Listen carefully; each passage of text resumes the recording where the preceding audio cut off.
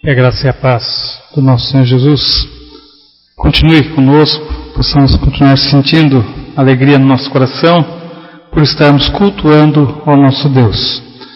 Convido os irmãos a abrirem suas Bíblias na segunda carta do apóstolo Paulo aos Coríntios.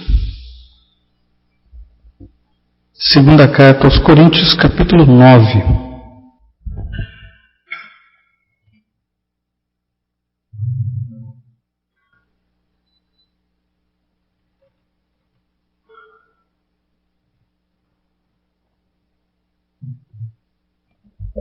Segunda Coríntios, capítulo 9, nós vamos fazer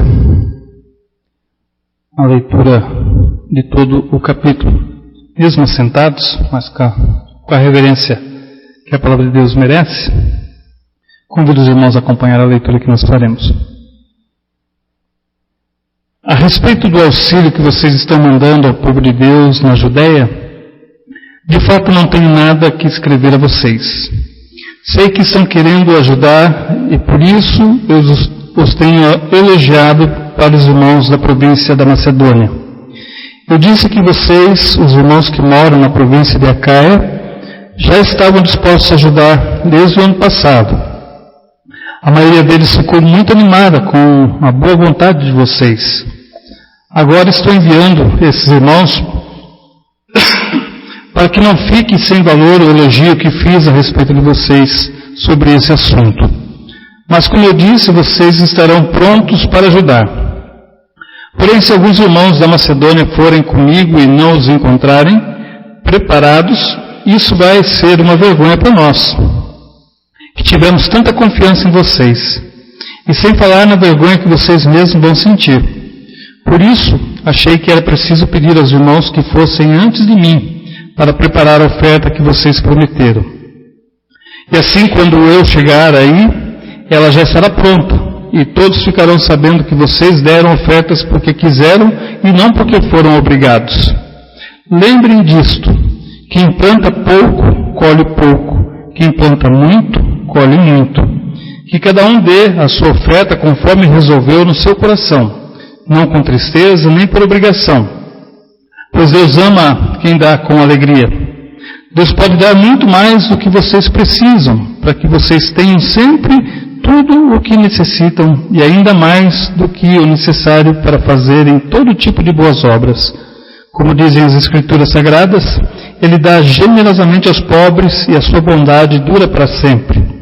E Deus, que dá a semente para semear e o pão para comer, também dará a vocês todas as sementes que vocês precisam.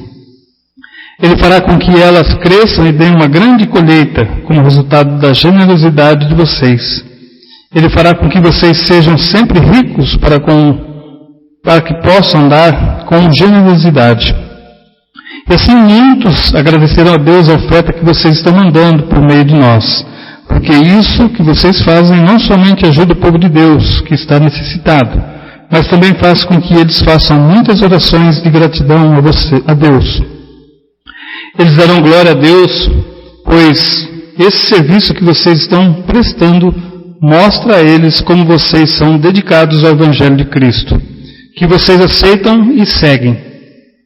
E eles também darão glória a Deus pela oferta generosa que vocês estão dando a eles e todos os outros. E eles orarão com muito carinho por vocês, por causa do imenso amor que Deus tem mostrado a vocês. Agradecemos a Deus o presente que nos dá, um presente que palavras não podem descrever. Que Deus coloque no nosso coração os ensinos e a sua palavra, a sua edificação nas nossas vidas. Esse é um texto interessante que o apóstolo Paulo está exortando, incentivando os irmãos de uma província a serem generosos para com uma outra comunidade, com um outro povo. E alertando que ele fez uma propaganda, ele falou aquilo que ele encontrou, aquilo que ele havia recebido, e que os irmãos ficaram muito animados com as notícias que receberam. Então, agora estou mandando mais um grupo de irmãos para receber de vocês, se puderem, uma nova ajuda.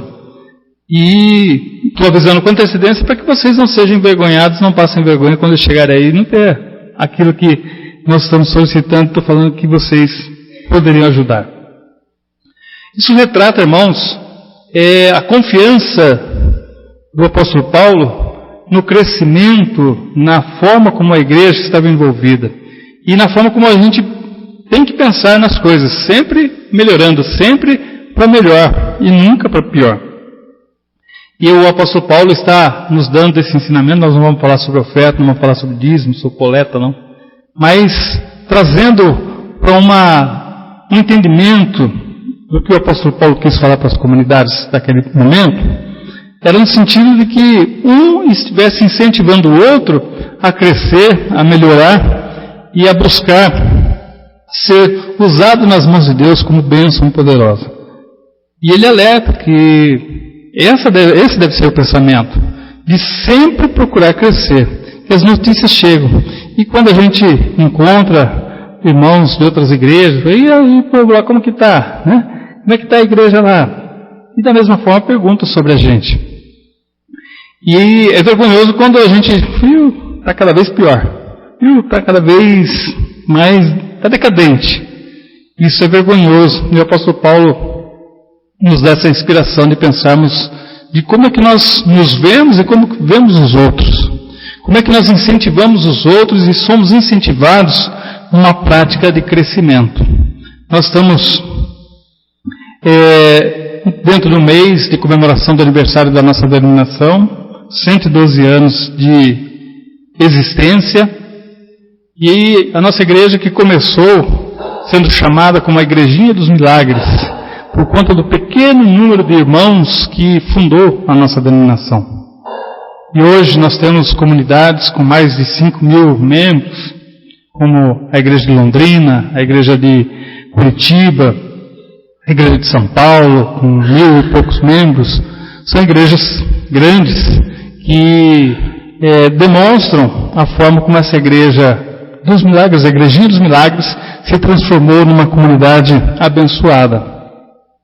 E nós somos um número grande de igrejas no Brasil e com propostas de crescimento. E a gente precisa pensar realmente que nós fazemos parte dessa denominação. Nós somos a Igreja Presbiteriana Independente de Vila Nova Votorantim, mas faz parte dessa comunidade do rol de igrejas tradicionais com um perfil bem definido do que ela quer a respeito do Evangelho de Cristo. Mas o contexto, e a gente esteve conversando essa semana no conselho, a gente estava falando sobre isso, sobre as dificuldades que as igrejas de um modo geral estão enfrentando.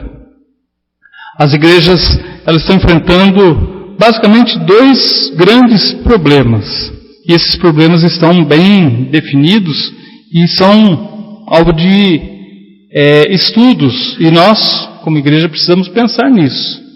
Pensar nesses grandes desafios que nós temos. O primeiro grande problema que a igreja está enfrentando é o baixo nível de comprometimento, baixo nível de compromisso dos membros com a igreja. Nós vivemos um momento em que as igrejas estão assim se tornando um lugar onde as pessoas não têm mais o compromisso de se fixar, de estar participando. As pessoas não se sentem comprometidas para dar seguimento, para que a igreja aconteça. E quando a gente faz algumas reflexões, hoje pela manhã na aula, a nossa irmã levantou essa questão, se Jesus voltasse, né? Será que ele seria recebido? Como que ele seria? Aonde ele ficaria? Em que igreja ele ficaria? Qual igreja estaria procurando para estar presente? Eu vou mais adiante, né? Será que, como é que nós nos comportaríamos numa recepção a Jesus, se ele não se identificasse como Jesus? Fala para ele, viu, aqui é assim, se você quiser ser bem, se você quiser se tornar membro, se torna, se você quiser dar o dízimo, você dá, se você quiser trazer a Bíblia, sem problema, se não quiser, não tem problema. A gente vive uma realidade a falta de compromisso das pessoas. Eu nasci no lar evangélico e nasci dentro da nossa denominação. Eu tenho 57 anos de IPI do Brasil. E eu já vivenciei momentos assim que as pessoas vibravam com suas igrejas. Transferências de membresia só quando se mudava de uma cidade para outra. Caso contrário, aonde a gente tinha as nossas raízes, ali a gente ficava, ali a gente era ativo, ali a gente se dedicava, ali a gente queria fazer com que a igreja fosse chamada como a nossa igreja, a minha igreja. A gente se identificava muito com ela. E a partir disso a gente desenvolvia um amor muito grande pela igreja. E hoje a gente não vê esse tipo de amor. É muito raro as pessoas se comprometerem com a igreja. É muito raro as pessoas assumirem compromissos com a igreja. O reverendo Messias Anacleto Rosa, em um editorial na primeira igreja de Londrina, ele falou sobre isso, a falta de amor pela igreja. As pessoas não amam mais a igreja de Cristo. A gente pede para que o Senhor incendeie a igreja noiva. A gente canta isso. Mas nem sempre nós queremos ser incendiados como igreja de Cristo. Porque isso vai nos chamar a compromissos, a desafios, que nem sempre nós estamos dispostos a assumir. Vira, como nós dissemos, meu irmão falou hoje pela escola dominical, vira discurso. Vira uma coisa de muita falação e pouca ação. Porque a gente canta que quer o fogo do Espírito Santo. Mas na hora que o fogo começa a queimar, parece que a gente fica incomodado. Essa crise da falta de compromisso tem feito com que as igrejas estejam cada vez mais desmotivadas e algumas estão lançando mão até de projetos que nunca foram fatores para que agregasse pessoas na igreja, como lutas de defesa pessoal, jiu-jitsu, muay thai, MMA, outras lutas aí. Os tatames estão ocupando o lugar das igrejas para tentar atrair as pessoas. Eu estava fazendo uma observação essa semana de igrejas que estão fazendo festas julinas, festas caipiras. Nada contra, não vejo mal nenhum nisso. Mas estão transformando as escolas bíblicas de férias em encontros como esse, para tentar fazer com que as pessoas se sintam bem e venham para a igreja. Uma época que nós vivemos lá atrás, e não é saudosismo não, se falássemos que ia numa festa junina, a gente seria repreendido, até mesmo advertido ou disciplinado dentro das nossas igrejas. A igreja, ela está trazendo o mundo para dentro dela, ela está misturando as coisas, porque se nós tivéssemos o cuidado e fôssemos totalmente envolvidos e comprometidos com a igreja, não haveria nada de mal de novos projetos serem utilizados. O que a gente não pode é fazer com que esses novos projetos substituam o verdadeiro projeto que é o do evangelismo, de ações e programações, de culto a Deus, de adoração a Deus, como nós mencionamos ontem também na casa dos nossos irmãos, no culto que tivemos. O baixo nível de compromisso tem se tornado um grande problema para a igreja. Um grande problema para a sua liderança e motivo de desculpas para outras coisas, outras decisões, outras ações. Mas na realidade é esse baixo nível de compromisso. Um segundo grande problema que a igreja está enfrentando é a crise da integridade. Não bastasse nós não termos o compromisso com a igreja, nós também não temos compromisso, muitas vezes, com o Evangelho de Cristo. Atitudes, postura de caráter, postura de ideias e valores que sempre foram marcados por conta de uma postura correta, que o cristão não faz esse tipo de coisa, o cristão não faz esse tipo de negócio, o cristão não tem essa posição, o cristão não fala isso, o cristão não anda ali, está caindo por terra. As pessoas não são íntegras mais. E eu estou falando de pessoas da igreja, não estou falando de pessoas do mundo. Ou seja, aquilo que distinguia as pessoas convertidas, as pessoas cristãs, das pessoas não crentes, parece que a distância já não é tão longa mais. Muitas pessoas estão caindo pela crise da falta de integridade. Mas muito bem, o pastor vai ficar hoje só lamentando, vai ficar só falando a respeito dos problemas que a igreja atravessa, dos problemas que a igreja vive. Quais seriam as opções que nós teríamos para mudar essa situação? Como povo de Deus, que estamos hoje aqui ouvindo a palavra do Senhor, estamos sendo exortados pela palavra de Deus, quais seriam as opções que nós teríamos para mudar essa situação? Será que tem jeito? Será que a igreja vai reagir? Será que a igreja vai ter condições de superar esses dois grandes problemas? Nós temos dois desafios que são fortes e eu gostaria de focar neles nessa noite. O primeiro é de não nos conformarmos. Não aceitarmos isso como passividade e falar, é assim mesmo. Todas as igrejas estão enfrentando isso. Isso está em geral. E aí a gente cruza os braços e vamos cultuar com aquilo que a gente tem, fazer o nosso feijãozinho com arroz e aí a gente caminha. Nós não podemos nos conformar. Nós não podemos deixar com que valores firmados na cruz de Jesus Cristo, com base no sangue de Jesus derramado por amor pela vida de cada um de nós, seja barateado, seja colocado num ponto de não haver mais compromisso ou falta de integridade entre o povo de Deus. Nós não podemos nos conformar com isso. Nós não podemos aceitar passivamente isso. Nós precisamos agir, nós precisamos ter atitudes, nós precisamos ter postura de não nos conformarmos com esse século, assim como diz lá em Romanos 12. Nós não podemos aceitar isso como algo certo e definido e que acabou. Ou ficar pedindo, Senhor, volta logo, Senhor Jesus. Maranata, volta mesmo, porque os dias são maus. Vivemos dias terríveis, dias complicados. Mas enquanto o Senhor, pela sua vontade, pela sua decisão, não manda Jesus Cristo de volta para buscar a sua igreja, nós temos que viver dias anunciando, denunciando as coisas erradas e fazendo da nossa parte um compromisso com o Senhor. Nós precisamos dar a nossa colaboração, nossa atitude para que a igreja de Cristo se mantenha forte e firme.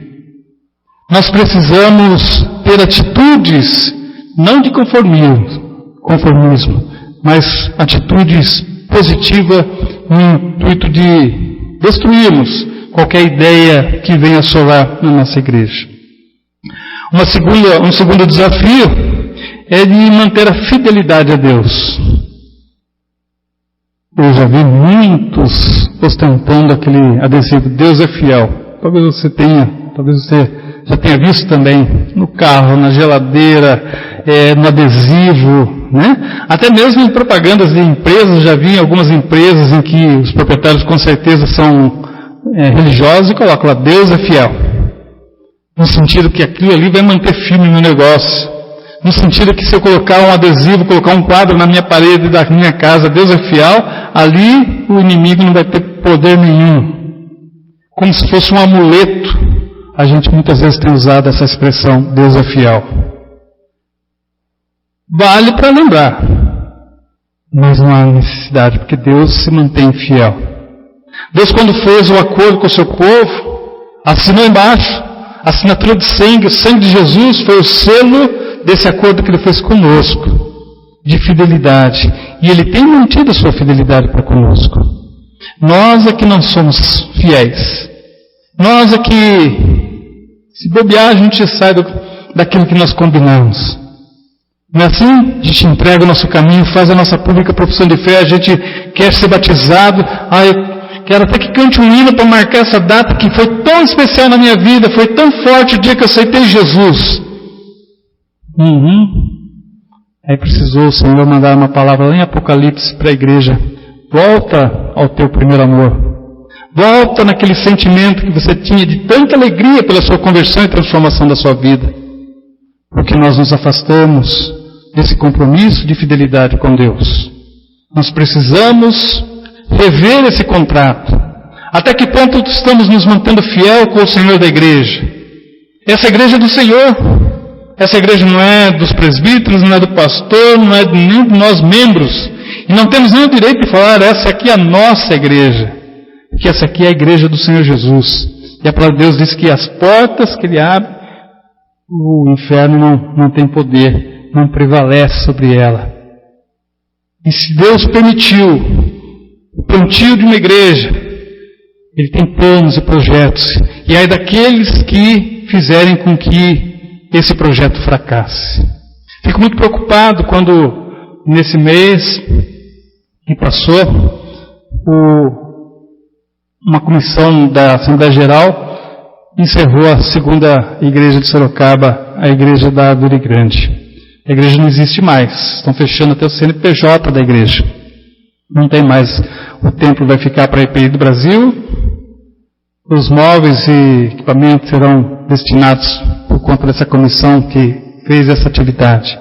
Eu fico imaginando isso. Fico pensando no culto de consagração daquele templo. Me lembro até da igreja quando ela era do outro lado da avenida. O reverendo Ageu era pastor daquela igreja, animado. Depois construíram aquele templo bonito, com escola e tudo mais. E agora essa igreja não existe mais. Qual será a impressão do Senhor sobre a vida da igreja? Talvez a gente vá culpar duas pessoas que foram responsáveis por uma crise que se acometeu. Mas será que só esses dois são culpados? E os membros? É a liderança. Nós somos responsáveis por aquilo que nós plantamos, por aquilo que Deus permitiu que plantássemos. E a palavra de Deus aqui nessa noite fala que aquele que planta pouco, vai colher pouco. Mas o que colhe muito, planta muito, vai colher muito. E nós somos responsáveis por essa colheita. Deus tem dado sonhos, Deus tem dado visão, Deus tem dado desafios. E o que nós temos feito desses desafios, desses sonhos? Estamos esperando quem? Salvador da pátria? Aquele que vem para transformar, para fazer uma modificação? Onde está a nossa posição, onde está a nossa postura? Deus quer mais de cada um de nós, irmãos. Deus exige muito mais do que nós temos feito. Nós não podemos nos conformar. E a palavra de Deus mesmo diz, quando nós terminarmos uma tarefa, é para nós nos considerarmos servos inúteis, que fizemos apenas aquilo que estava previsto para ser feito. Ou seja, eu tenho que fazer mais. Eu tenho que me dedicar mais. Eu tenho que fazer mais para o reino, para que ele cresça. 4 passos importantes que eu quero destacar para a gente caminhar para a conclusão dessa nossa meditação nessa noite. Passos importantes diante desse desafio de não nos conformarmos e também de nos mantermos firmes na fidelidade a Deus. Primeiro passo, dependa do poder e da graça de Deus. A gente não pode ficar esperando do pastor, do presbítero, do diácono, do irmão, da irmã. Nós precisamos depender da graça de Deus, da misericórdia de Deus, daquilo que o poder de Deus pode fazer nas nossas ações.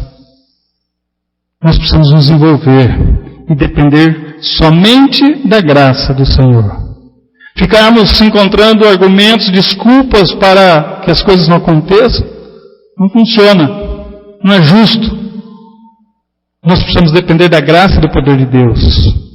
E quando nós cantamos um hino como esse, Senhor, vem, incendeia a tua noiva, nós estamos pedindo para que o fogo do céu desça sobre a igreja de Jesus Cristo, para nos incomodar, para nos revestir de poder, para que a gente possa sentir força e ir na direção das pessoas que estão perdidas, esperando uma boa palavra, palavra de salvação. Nós precisamos ser incendiados mesmo. O fogo do alto precisa descer. Foi assim em Pentecostes, quando desceu o fogo do céu e houve a conversão do povo. Porque a manifestação da graça e da glória de Deus foi direta na vida daquele povo. Precisamos mais de Pentecostes mesmo. Precisamos ser mais audaciosos, precisamos ter mais coragem, precisamos ter vibração, precisamos ter alegria na obra do Senhor, depender do seu poder e da sua graça. O segundo passo é sermos íntegros, corretos, dignos, honestos em todas as coisas da nossa vida. Em tudo aquilo que diz respeito a cada um de nós, precisamos ser íntegros. Se está havendo uma crise de integridade, essa crise não me atinge. Se está havendo uma crise de falta de valores, falta de caráter, isso não me atinge, porque eu quero ser íntegro nas minhas coisas. Eu quero ser íntegro na vida espiritual, eu quero ser íntegro na minha vida familiar, eu quero ser íntegro na minha vida profissional, eu quero ser íntegro em todas as coisas. Integridade quer dizer totalidade, ser correto em tudo, não parcialmente. Eu preciso ser correto, eu preciso ser uma pessoa exemplar em todos os pontos da minha vida, para que eu possa ser revestido do poder de Deus. O terceiro passo, dê mais do seu tempo para as coisas de Deus. Quanto você tem dado para a obra do Senhor, do teu tempo? Quanto você tem dado? E quando você dá com prazer? O texto diz, o apóstolo Paulo fala, que Deus ama ao que dá com alegria. Nesse caso ele está falando de uma parte financeira. Mas vamos transportar isso para outras situações da nossa vida. Quando nós damos nosso tempo ao Senhor, é um tempo precioso ou é o que sobra para Deus? Estou dando, mas estou com dó. Lembra de Zaqueu que nós estudamos hoje pela manhã? Zaqueu deu além daquilo que era necessário. A nossa dedicação ao Senhor também tem que ser além daquilo que é necessário. Precisamos nos esforçar, precisamos nos dedicar, precisamos nos integrar, precisamos estar fazendo parte, precisamos estar participando de tudo aquilo que o Senhor quer de nós. Mais tempo para as coisas de Deus. Não precisa ser só na igreja. Não estou falando só da igreja. Mas quanto nós estamos dedicando o nosso tempo para o Senhor? Quanto tempo estamos dedicando para a oração, para a leitura da palavra, leitura de livros que edificam? Quanto tempo nós temos dedicado para outras coisas do reino de Deus? Compromisso e integridade fazem parte desse passo. E por último, precisamos nos preparar para uma vida de abundância.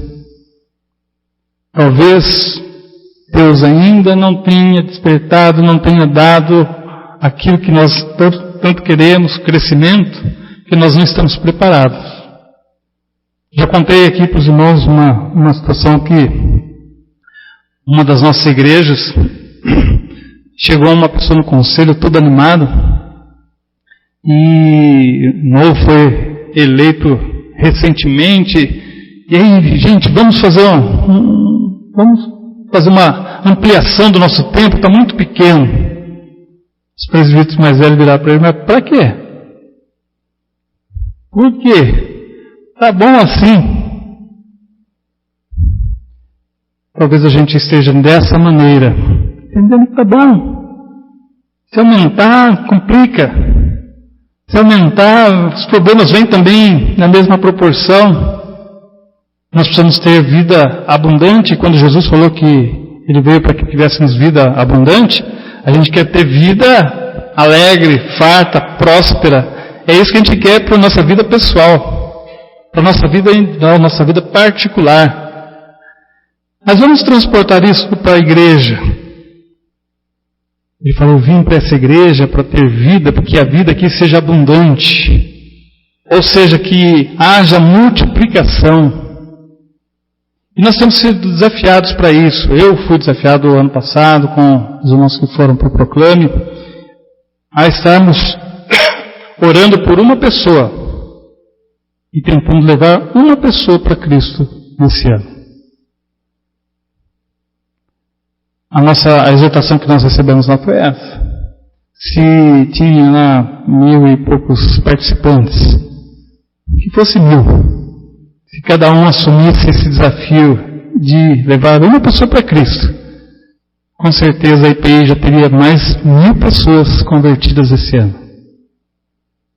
Se a nossa igreja tem 30 membros, se nós nos comprometêssemos a trazer mais um para Jesus nesse ano, teríamos pelo menos mais 30 profissão de fé no final do ano. E o nosso número de membros já teria aumentado. Eu já fiz esse desafio aqui para a igreja, já preguei sobre isso. Já esqueceram? Continuam orando, continuam trabalhando e fazendo a parte para que Deus realize uma grande obra. Nós não sabemos quando Deus vai fazer isso. E como eu disse, talvez não seja nem para vir para essa igreja. Mas levar uma pessoa para Jesus nos faz pessoas frutíferas. Nos faz pessoas que Deus vai abençoar. E tenho certeza que se nós trouxermos alguém para Jesus, em outra igreja, Deus vai mandar alguém aqui no lugar aqui para nos alegrar, para dar essa alegria de mais um aqui. Nós precisamos nos preparar para abundância, para termos a graça abundante, a resposta abundante. Talvez a gente nem tenha separado ainda uma pessoa para orarmos, sendo desafiado para trazer para Jesus Cristo. Aquele que planta pouco, colhe pouco. O que planta muito, colhe muito. Gostaria de terminar lançando um pedido aqui nessa noite. Que ninguém se omite desse recado, dessa mensagem. Talvez o inimigo esteja tentando fazer com que você fale, mais uma dessa do pastor, o pastor está pregando mais uma vez sobre isso. Isso não é para mim, não. Não se omita. Lembra que eu falei que eu vi um sermão que as pessoas falavam que você tem duas ferramentas para você utilizar para o sermão, né? Você utiliza a pá, né? E fala, essa aqui é para o irmão fulano, essa aqui é para o ciclano. Quem devia estar ouvindo isso aqui era fulano e tal, que não está aqui hoje. Essa palavra é boa para ele. Ou você pode usar a enxada. Senhor, essa palavra é para mim. Senhor, mais uma porção para mim. Senhor, obrigado por estar me alertando. Nessa noite você não se omita. Comece a pensar seriamente nisso. Seriamente nesse processo de trazer ou de levar alguém aos pés da cruz. Segundo conselho, não fuja. Ai, que medo. Acho que eu vou fugir. Senhor, eu tenho medo disso. Senhor, eu não vou dar conta. É demais para mim, não posso assumir esse compromisso. Não fuja. Vários personagens bíblicos foram chamados para um trabalho especial, um trabalho para abençoar outras pessoas.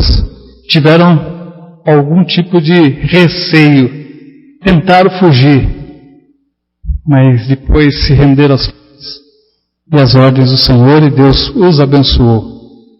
E hoje estão no quadro de heróis e heroínas da fé. Não deixe a sua vida cristã passar despercebida. Não se junte às pessoas que muitas vezes levam uma vida medíocre, desculpe, o termo é esse mesmo, de vida cristã, que não fizeram diferença na vida de ninguém. Mas faça diferença na vida de alguém. Fale do amor de Deus para alguém. Comece a ser desafiado a orar para que Deus honre o seu trabalho. Plante e vá regando. Vá fazendo o cuidado. A colheita vai chegar. Terceiro, não ignore. Talvez o inimigo esteja falando, como eu disse no primeiro conselho. Vou ignorar essa palavra. Vou ignorar esse sermão. Leve em consideração, em alta consideração, o recado que Deus está te dando nessa noite. Porque Ele está me dando também. Esse recado está vindo do meu coração primeiro e eu estou transmitindo para os irmãos. Não ignore. Leve em consideração isso. E não tenha medo de enfrentar esse desafio. Levante a cabeça. Nós servimos o Deus Altíssimo, o Deus que pode todas as coisas, o Deus que pode e vai nos abençoar. Precisamos crer nisso. Ele apenas começou uma obra que pode demorar, mas a colheita vem. Possamos estar pensando nisso. No que estamos plantando, no que vamos colher. Que a crise da falta de compromisso não esteja nos atingindo. Que a crise da falta de integridade não esteja também nos alcançando.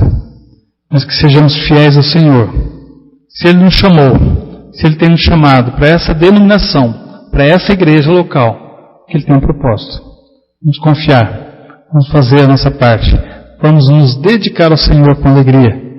Vamos fazer com que o Senhor seja honrado e honre também as obras das nossas mãos. Deus os abençoe.